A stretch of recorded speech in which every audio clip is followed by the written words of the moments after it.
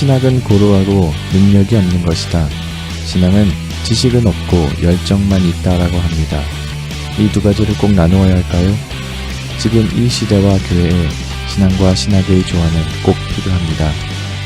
신신의 그 조화의 32번째 시간 한국 토착화 신학 2부 지금 시작하겠습니다.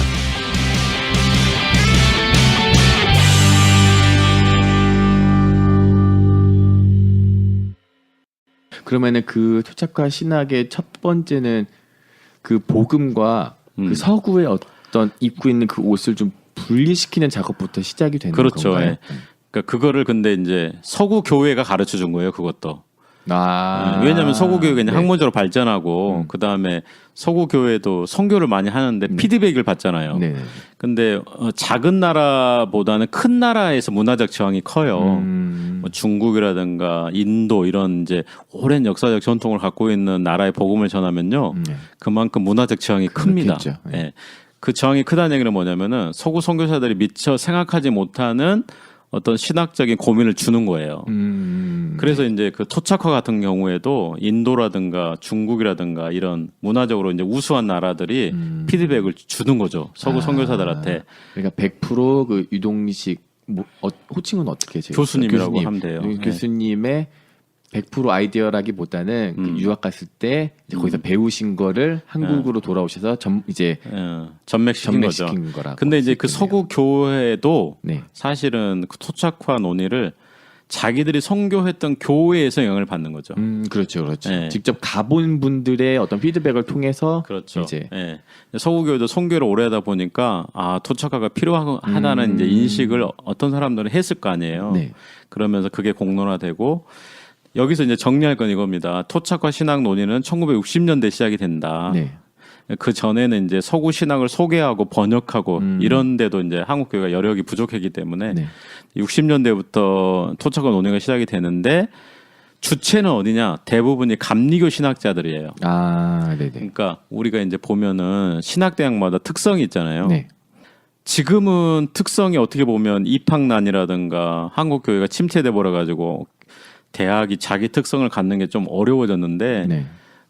그래도 한국 교회가 아주 잘 나갔을 때는 대학마다 특징이 있었어요. 딱 색깔이 있었다는 거죠. 네, 감리교 신학대학은 무조건 색깔이 뭐냐? 토착화입니다.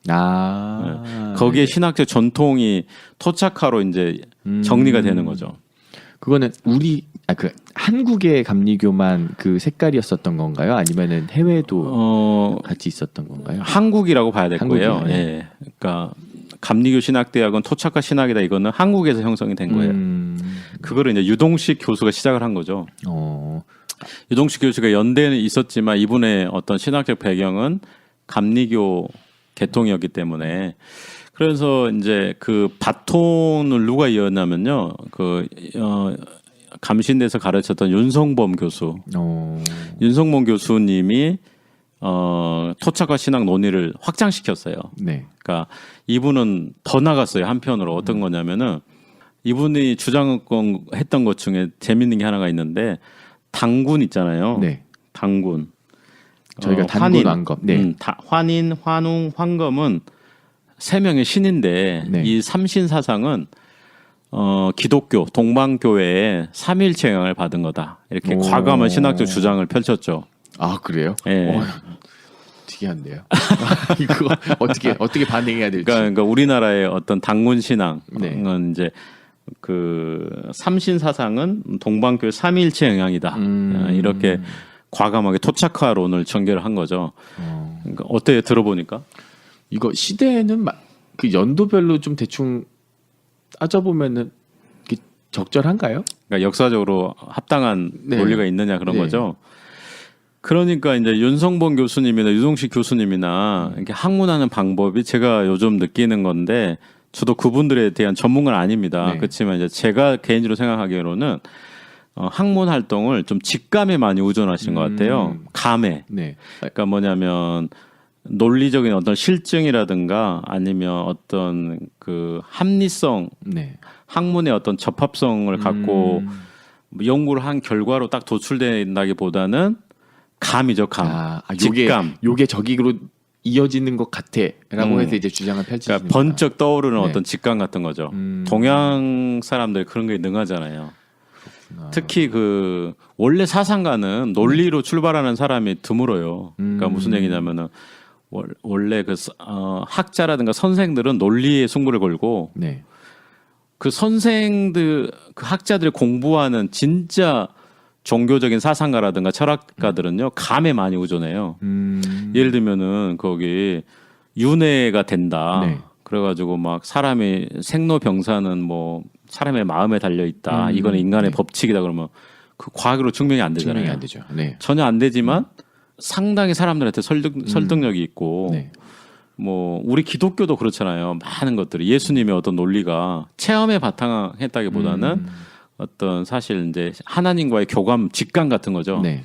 하나님과의 어떤 그래서 예수님께서 요한복음에서 내가 말한 거는 하나님이 해준 거를 내가 얘기를 하는 거다. 아, 네, 네. 예, 그런 표현도 쓰신다는 게 그런 건데 직감이죠, 직감. 이제 그런 직감에 의존했던 것 같아요. 그러니까 논리로 거기서 딱 끼어들어 버리면은 논리 증명을 못 하는 거죠. 그렇구나.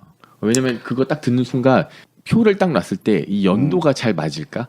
이제 그 단군의 어떤 이야기가 최초로 적혀져 있었던 그 시기와 이거 말씀하신 어떤 그 영향의 시기가 이게 만약에 얼추 비슷하면은 이게 논리적으로 설명이 가능할 것 같은데 이 시기는 분명히 좀 되게 떨어져 있을 것 같아서 논리 과정이 또 입증이 돼야 되죠. 네. 입증이 안 되는 거죠, 그게. 과감한 주장이죠. 그러니까는 이제 그 유동식 교수라든가 윤성봉 교수가 토착한 논의를 펼칠 때 네. 재밌는 게 뭐냐면요. 한신대 조직신학 교수님들이 많이 문제 제기를 많이 했어요. 예를 들면 박봉남 교수라든가 정경현 교수님 같은 분들이 지금의 한신대 분위기를 보면요. 토착화 신학에 전적으로 동의를 안 하더라도 공감할 수는 있다고 생각하거든요. 특히 다른 신학대학보다. 네. 근데 재밌는 게 그 당시 토착화 논의를 가장 크게 비판했던 사람들이 한신대 교수님이었고 제가 방금 얘기했던 박봉남 교수나 정경현 교수 같은 분들이 문화하고 기독교 복음을 따로 분리시킬 수 있는 게 아니다. 그런 식으로 이렇게. 그다음에 토착화 논의 자체가 불가능하다. 뭐 이런 식으로 막 비판을 했죠. 근데 지금 생각해 보면은 어떻게 한신대 교수님들이 그렇죠. 저렇게 네, 왜냐면 열려 있을 것 같은 어떤 이미지가 굉장히 많았었는데 그렇죠. 단칼에 잘라버린 것 같은 느낌이 딱 드네요. 그러니까 지금 생각하면 신기해요. 총신대 교수님들이 얘기해야 될 것 같은데 그죠. 느낌이 어쨌든 그래 가지고 이제 그 윤성범 교수님은요 유교와의 접목을 많이 고민했어요. 기독교 복음과 유교. 그 다음에 유동식 교수는 무교. 우리나라의 종교 기층 종교의 모든 바탕은 무교다. 그래가지고 무교와 기독교의 복음의 접목을 시도했고, 그다음에 이제 윤성범 교수는 이후로 변선한 교수. 네. 변선한 교수는 엄청 유명하신 분이잖아요. 네, 왜 유명하냐면 1992년에 감리교에서 칼을 댔잖아요. 네. 그래서 그분을 출교 그렇죠. 처리까지 예. 됐을 거예요. 교수직이 박탈되고 감리교에서 출교되고. 네. 근데 이제 그게 이제 왜 그러냐면 토착화 신학 연장선인데 이분은 불교와의 전맥을 시도를 했어요. 그래서 불교의 전맥을 시도를 했는데 이제 제가 아는 바로는 이제 종교 다원주의적인 이제 주장을 펴니까 감리교의 아주 보수적인 목회자들이 네. 이제 출교 처분을 해버린 거죠. 정치적인 이제 그 결정이 돼버린 거죠. 어렸을 때 그 얘기 많이 들었던 것 같아요. 변선한 교수님께서는 뭐 굉장히 뛰어난 신학자였는데 다원주의를 좀 주장했기 때문에 출교 처리가 됐다. 근데 요 근래 다시 이제 변선한 교수님 그 논문도 이제 막 다시 나오고 다시 변선한 교수에 관련된 그 제자들이 다시 뭐 학회도 열고 그러면서 재평가 필요하다라고 하더라고요. 당연히 재평가 해야죠. 그리고 그 종교 재판 같은 거예요. 그게 네. 그러니까 학문적인 견제에서는 썩 좋은 바람직한 과정이 아니에요. 그런 게. 맞아요. 그러니까 한 신학자가 어떤 신학적 주장을 하면은 반대하는 논리가 그 학문적으로 나오는 게 제일 좋아요. 네. 그래서 문제가 되면은 그 학문적으로 반대를 해가지고 비판을 해서 그렇게 해야 되는데 이제 그게 왜 이제 감리교는 가능했냐면은 이거는 이제 토착화 신학 논의랑 좀 다른 게 네. 감리교는 학교는 토착화 신학 중심이었어요. 네. 그런데 교회는 감리교회는 보수적인 목사님들이 중심이 된 거였어요. 근데 이제 네. 보수적인 목사님들도 특히 부흥사 출신들이 많았어요. 네. 그러니까는 이분들은 늘 이렇게 생각했던 거죠. 감리교 신학대학의 신학에 대해서 개탄을 하고 있었던 거죠. 평상시에. 제가 알기로는 그분 중에 한 분이 아마 금남교 김홍도 목사님으로 예, 알고 그렇죠. 있는데. 예, 맞아요. 근데 이분들이 보기에는 학교가 잘못 돌아가고 그렇죠. 있다. 잘못 돌아가고 있다. 그러니까 이제 변선환 교수가 특히 이제 더 강하게 이제 그런 부분을 얘기를 하니까 이제 힘은 있고 힘이 있었잖아요. 그때 교단이 그러니까 그 힘을 정치적으로 발휘해가지고 정리를 한 거죠. 당연한 거지만 교회의 힘이 더 셌을 거예요. 학교보다는요. 어유 그거는 뭐 말할 것도 없죠. 그죠. 그 당시에 누가 그 분들의 힘을 참. 예, 억제를 할 수가 있었겠어요. 근데 그러다 보니까 원래는 이제 감리교는 신학적으로는 굉장히 학문적으로 얘기하면은 학문의 자유가 인정되는 곳이었는데 네. 감리교가 학문처럼 많이 위축돼 버렸죠. 그 뒤로. 예. 그러다 보니까 이제 그 변선환 교수가 그런 어려움을 당하니까 토착화 신학 논의가 더 위축된 거예요. 더 이렇게 좀 치고 나갈 수 없겠네요. 그렇죠. 반은 예. 족족 막혔으니까요. 예, 좀 얘기하다 보면 이제 자기 검열을 해야 되는 상황이죠. 자기가 자기 스스로 이 말을 해도 되는가? 그렇게 되다 보면 이제 학문의 자유가 사라지게 되고 어떻게 보면 좋게 얘기하면 학문이 보수화되고 신앙적으로 더 보수화돼서 좋은 점이 있는지는 모르겠지만 학문의 관점에서 보면은 이거는 이제 굉장히 해서는 안 돼. 이제 그런 거였죠. 그게 좀 궁금한데 이게 한국에만 이러는 거예요? 아니면 외국에도 좀 비슷한 현상이 있나요? 예를 들어서 중국에도 공부하셨으니까 이게 비단 종교뿐만이 아니라 다른 영역에도 중국이나 일본 이런 데서도 이제 일본 같은 경우는 제가 알기로 원래 학문의 자유가 굉장히 인정되는 분위기라고 알고 있고 네. 일본은 뭐 신학교 자체가 굉장히 학문적이고 아, 우리가 얘기하면은 이제 보수적인 분들이 얘기하는 뭐 자유주의적이다 그런 표현까지 쓸 수 있는 분위기고 중국은 학문의 분위기가 뭐냐면요 정치를 건드리면 안 돼요. 중국은 네. 중국은 오히려 교리적으로는 좀 자유로워요. 네. 학문적으로도 자유로운데 이 기독교라든가 이런 종교를 가르치면서 이걸 정치랑 연관시켜가지고 거긴 또 그게 아킬레스건이군요. 거기 뭐 정치를 비판을 하거나 네. 예, 그렇게 되면은 이제 위험해지는 거죠. 그거는 그 나라에서 해방신학 이런 거 하면 안 되겠다요. 아니죠. 거기는 오히려 해방 신학이 더 그래요? 예. 그러니까 공산당만 비판 안 하면 됩니다. 그렇습니까? 예. 왜냐하면은 그 해방 신학이 마르크스주의랑 많이 통하는 게 있어요. 그래서 이제 그런 건 소화할 수 있을 것 같고요. 근데 그거를 가지고 공산당을 비판하면 안 되겠죠. 그렇죠. 예. 예. 만약 그런 신학적 논의는 굉장히 자유롭게 할 수가 있죠. 대신에 마르크스주의랑 통하는 데가 있으니까. 네. 또 이제 안 좋은 얘기를 하게 되는데 그런 거의 원료는 늘 미국입니다. 이거 기승전 미국. 네. 그러니까 뭐 제가 저도 미국 공부하면서 좀 느꼈던 게 뭐냐면은 미국은 굉장히 나라가 넓잖아요. 네. 근데 극과 극이 있는 거죠. 굉장히 학문적인 자유를 인정하는 데가 있는 반면에 네, 절대 용납하지 않는 이제 데가 있는데 절대 용납하지 않는 분위기가 보통 한국교회 영향을 많이 줬어요. 왜냐하면 거기서 배우고 그런 교회에서 대부분 선교를 했기 때문에 네네. 그러니까는 특히 이제 미국에서 1920년대에 그 근본주의 논쟁이 있었잖아요. 네네. 그러면서 미국 교회도 이제 뭐 좀 진보적인 자유주의냐 뭐 진보주의냐 아니면 보수적 복음주의냐 근본주의냐 이러면서 굉장히 신학적으로 갈등이 심했는데 그러면서 우리나라 같은 경우는 이제 미국으로 얘기하면은 근본주의 노선을 택한 거죠. 근데 또 그런 분들이 또 열심히시잖아요. 그러니까 어떤 전도와 어떤 복음 전하는 거에 있어서 굉장히 또 열심히시고. 그리고 이제 그런 것도 있지만 한국 교회 자체가 신학적으로 처음부터 보수적이었어요. 그러니까 미국에서 신학 논쟁이 있어도 네. 다른 진보라든가 자유주의적인 기독교는 옳지 않은 것으로 딱 각인이 돼 버렸죠. 그러니까는 소화하기 전부터 이미 딱 이거는 잘못된 것 이렇게 되면서 한국 교회 자체가 이제 보수성이 강하기 때문에 미국의 어떤 그런 논쟁이 있으면은 보수 쪽에 늘 이렇게 네.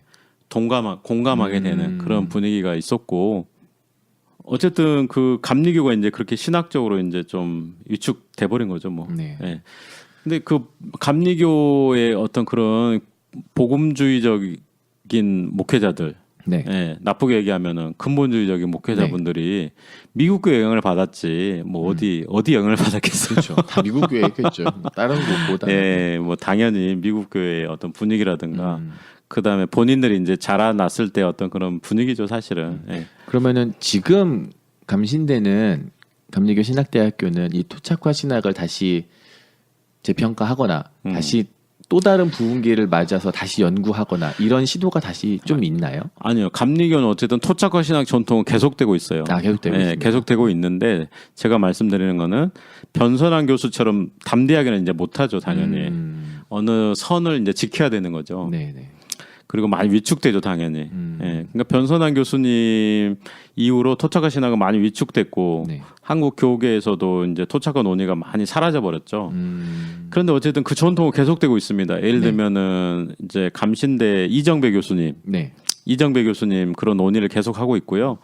은퇴하셨어요, 최근에. 근데 네. 이분은 주장하는 게 뭐냐면은 한국 신학이 정말 필요하다.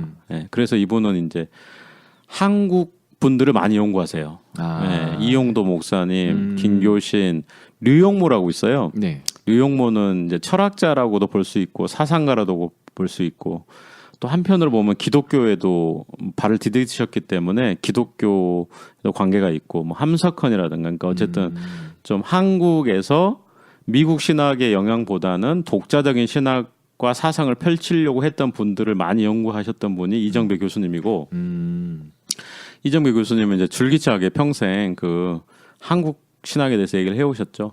그리고 이제 교회사 교수도 있습니다. 이덕주 교수님 네네. 같은 경우는 이분은 이제 조직 신학하고 달라가지고 이분의 고민은 이거였어요. 학문적 고민은 한국에서 이미 도착화된 것을 추적하는 거예요, 역사적으로. 그거는 굉장히 안전한 게 뭐냐면은 새로운 주장을 만들어내는 게 아니에요. 그럴 필요가 없죠. 네. 이전에 있었던 일들 이전에 있었던 토착화된 것, 네. 한국적인 것을 사람들이 미처 인지하지 못했던 거를 그렇죠. 추적하면서 또 한국적으로 분석하시고, 네. 해석해 주는 거죠. 그것도 또 이덕규 교수님이 재밌는 게 은혜롭게 많이 하세요. 요즘 활발하게 아마 활동하고 계시고 맞아요. 그러니까요. 교회하고도 소통하시고 그러다 보니까 그러니까 강력한 신학적 주장이라기보다는 교회에서 들어도 이거는 뭐 괜찮네. 괜찮네. 은혜롭네 오히려. 그러니까 교집합을 잘 잘 찾아내셨구나. 그렇죠. 이분이 이제 토착 교회 사관을 주장합니다. 평생 그렇게 이제 연구를 해오신 거예요. 네. 그래가지고 근데 이거는 이제 뭐 변선한 교수나 유동식 교수님처럼 위험한 주장들이 아니에요. 이분들은 뭔가 새로운 창조적인 주장을 내놔야 네. 되잖아요. 근데 이분은 그런 게 아니라 기존의 교회가 서구 교회와 다르게 흘러갔다. 네. 이거는 우리의 어떤 민족의 얼과 정신이 깃들어져 있고 오히려 이거는 우리가 계승하고 발전시켜야 되고 어떤 정체성도 새롭게 만들 수 있고 자부심도 줄 수 있고 그렇죠. 선조들의 어떤 지혜다. 네. 은혜스러운데요. 그러니까 이분이 이제 교회에서도 잘 통하는 거죠. 아니 요 시대가 참 좋은 것 같아요. 왜냐면은 옛날 같으면은 어떤 교회를 가거나 신문 아니면은 이렇게 자주 접할 수가 없었잖아요. 그나마 저 어렸을 때도 그나마 잘 접할 수 있는 기회는 테이프였어요. 근데 요즘엔 인터넷, 유튜브 네. 뭐 너무 많은 매체를 통해서 이런 강의나 그러니까 열심만 내면 그렇죠. 네. 너무나 많은 자료가 있죠. 외국 자료도 다 공개돼 있고. 예, 그러니 좀 많이 조금만 노력을 하면은 다양한 안경을 저희가 찾아볼 수 있을 것 같아요. 근데 문제는 이제 우리 세대가 또 특히 더 젊은 세대는 그거 자체에 관심이 없는 거죠. 이제. 그렇죠. 맞아요. 그거 맞아요. 맞습니다. 그걸 내가 왜 찾아야 되지? 그러니까 초반에 역사 이야기 하셨었잖아요. 네. 이 역사가 왜 중요한 거야? 그냥 지금 내가 있는 이 자리에서 먹고 사는 게 중요하지. 그렇죠. 예. 아니 미국이 절대 망하지 않을 건데 100년, 200년 후를 생각해서 뭐 하나 이런 생각하실 수 그렇죠. 있거든요. 예. 그런 분들 신신의 1화 들으셨으면 좋겠어요. 그러니까 역사하는 분들은 역사에 관심 있는 사람들은 보통 그런 생각으로는 이제 공감하기 어렵죠. 예. 그러니까 이런 거죠. 공무원 시험 준비에 필요하니까 나 역사 공부해. 이런 거면 모를까. 역사 공부하는 근원적인 고민까지는 못 가는 거죠. 네. 예. 그래도 그게 참 중요한데요. 그래서 어쨌든 그 감리교는 이제 그런 자기만의 어떤 감리교 신학대학이죠. 네. 자기만의 색깔을 갖고 있다는 게 굉장히 좋죠. 네. 뭐 예를 들면은 뭐 스타벅스의 커피 맛은 이렇다. 그렇죠. 얘기할 수 네. 있다면 좋잖아요, 그게. 네. 네. 감신대는 그나마 요런 색깔이 있어라고 말할 수가 딱 있네요. 그렇죠. 그래서 그래서 이제 우리가 다음 시간에 살펴볼 민중신학은 이런 색깔이에요. 뭐냐면 한신대가 갖고 있는 색깔, 그렇죠. 기독교 장로회가 갖고 있는 색깔. 멋있는 것 같아요. 민중신학. 저희 네. 어렸을 때만 많이 들었었던 거긴 한데 네. 좀 항상 멋있다라는 느낌이 많이 들었었거든요. 예, 뭐 멋있다고 생각을 했다면 그거는 전도사님의 어떤 신학이 좀 열려 있다는 거죠. 아, 그렇습니까? 예, 그리고 진보적이라는 거죠. 그럴까요? 예전에는 보수적이라고 생각했었는데 너무 멋있지 않나요? 그러니까 민중이시다, 뭐 민중 그런 단어가 전 되게 좋았어요. 보수적인 사람들은 그런 단어가 끌리질 않을 걸요. 아, 그런가요? 그렇죠. 네, 그러면은 우선 여기까지 저희가 마무리하고 네. 다음 시간에 한번 민중신학에 대해서 저희가 또 한번 나눠보도록 하겠습니다. 네, 감사합니다. 감사합니다.